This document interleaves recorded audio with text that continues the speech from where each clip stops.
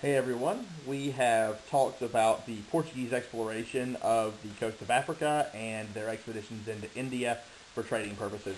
Today we're going to talk about exploration west, away from Africa and Europe. By the end of this video, you should be able to define those terms listed there on the right, the Treaty of Tordesillas, circumnavigation, and the Northwest Passage, and we'll talk about those terms and go over them over the course of this video. You should also be able to explain why people wanted to explore westward. What were their motivations? What were their reasons? You should be able to describe how the Spanish and Portuguese settled their dispute over claims to the New World, because you've got two countries exploring now, so there's going to be some rivalries and some disagreements over who gets what. We'll talk about that a little bit. You should also be able to explain what those three explorers, Columbus, Cabral, and Magellan, accomplished. So we start with Christopher Columbus. Christopher Columbus was from Italy. He was Italian by birth. He was from a town called Genoa. But Italy was not really in the exploration business, and they weren't interested in financing any expeditions west. So Columbus first went to Portugal, and he asked the royal family of Portugal to bankroll him and provide him with supplies like ships and funds. They declined, so then he went to Spain, and he petitioned King Ferdinand and Queen Isabella for help, and they agreed. So the reason Columbus wanted to explore westward is he thought he could reach Asia going that way. And you remember what your elementary school teachers told you, right? Everyone thought the earth was flat, and then Columbus sailed west and proved them wrong. That's not true. Anyone who was educated back then knew the earth was a sphere. It was common sense. You could look at horizons. You realize the earth was round, right?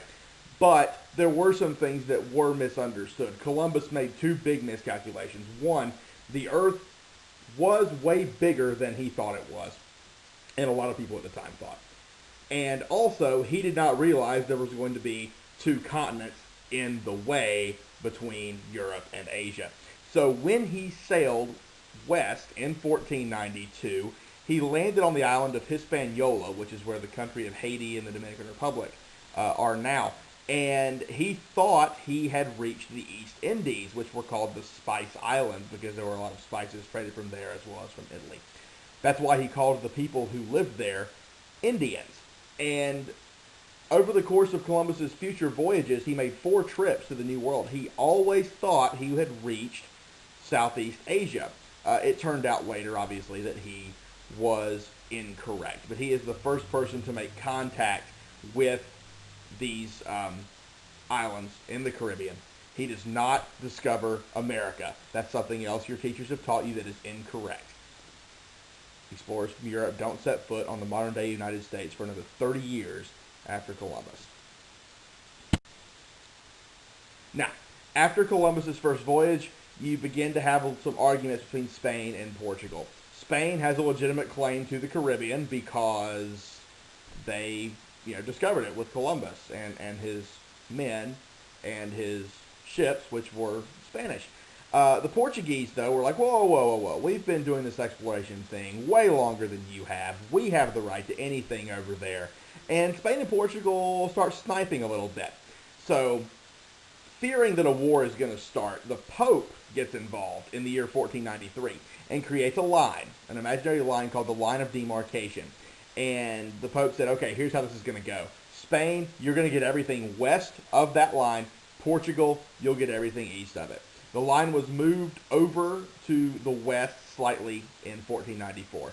And that line was agreed upon by the Treaty of Tordesillas.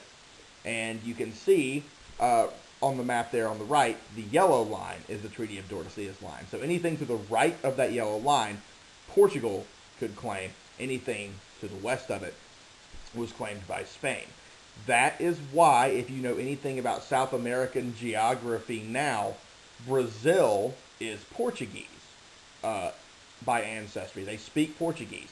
Every other country in South America speaks Spanish, because in the year 1500, when Pedro Cabral, who we mentioned very briefly in the last video, got blown off course trying to get around the coast of Africa and landed in Brazil, he claimed it for Portugal. So that is, if you've ever wondered why Brazil is so different from the rest of South America, it's because of the Treaty of Tordesillas in 1494. Now, the Pacific Ocean is the next big frontier besides the American continents. In 1513, there was a Spanish explorer named Vasco Nunez de Balboa who landed in Central America, and he landed in Panama, which is a very thin strip of land that connects South America to North America. And he went through the jungle in Panama, and he comes to another ocean. Wow, there's a picture of him on top there, having claimed this new ocean for Spain. He called it the South Sea. No one at this time really understood how big it was. But once Balboa goes back to Spain, tells everyone about this new sea, everyone's really excited about it, everyone wants to explore it. In 1519, Ferdinand Magellan decides he is going to take a fleet of ships from Spain and he is going to find a passage by water into that new sea. Balboa didn't find a water route, he got there over land. Magellan says, I'm going to go and I'm going to find a way to get there by water, and it'll be a much easier way to reach the Spice Islands in the East Indies. So Magellan sets out from Spain. He avoids the coast of Brazil, because remember, that's Portuguese. He's not looking for trouble. And you can see there at the very bottom of the map, he just sort of goes along the coast of South America with his 5 ships, trying at every little nook and cranny in the water to try to find a strait that will take him into this new ocean. So he finally finds it at the very bottom at the Tierra del Fuego, land of fire, called that because of the fires that they saw lit by the native tribes on the islands. They wintered there, which meant they basically just, stopped for the winter, set up shop, had a camp for the winter. Then they set out in the spring, when the weather was warmer, towards the Pacific. This didn't make a lot of Magellan's men happy. They thought they said to themselves, well, we just came to find the strait. We know where it is now. Can we go home? Magellan's like, no, let's head on over this new sea. Let's see how long it takes.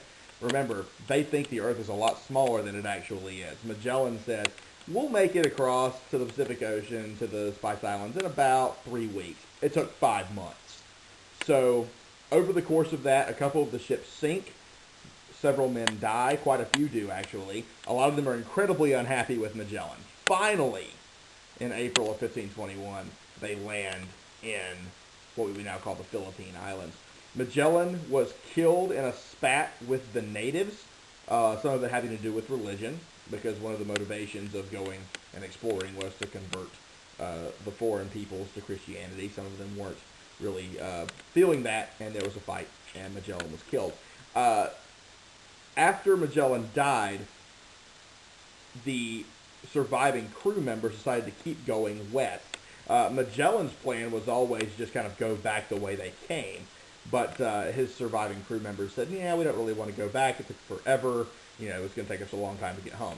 They decided to go ahead and sail through the Indian Ocean around the Cape of Good Hope, and in 1522, almost 3 years after they had left, they finally end up back in Spain, completing officially the first circumnavigation of the globe. Circumnavigation just means they navigated all the way around the world. If you think to math, circum as in circumference, the distance around a circle, that's what that is referring to.